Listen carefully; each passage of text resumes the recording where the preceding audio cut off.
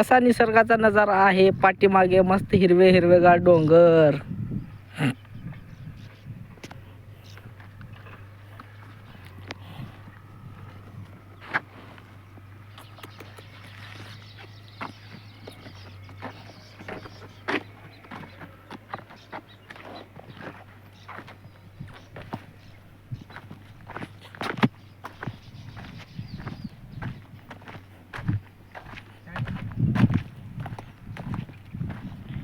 हे बघा माशाला खाण्यासाठी सकाळपासून बसलेला, जिभेला पाणी आणत बसलेला टकला माणूस. किती माशा भेटले हो तुम्हाला? किती भेटले माशी? हे बघा निसर्गाचे असं घर ते.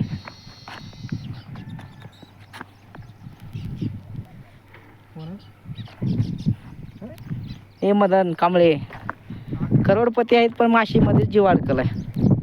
वाटेल माशीमध्ये हिरा सापडला. होय कांबळे, बोला बरं काहीतरी सांगा.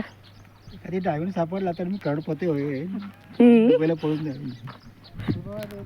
माशीमध्ये डायमंड सापडलं तर दुबईला पळून जायचा विचार आहे ह्या साहेबाचा. बघा ह्याला हुडकून ठेवा.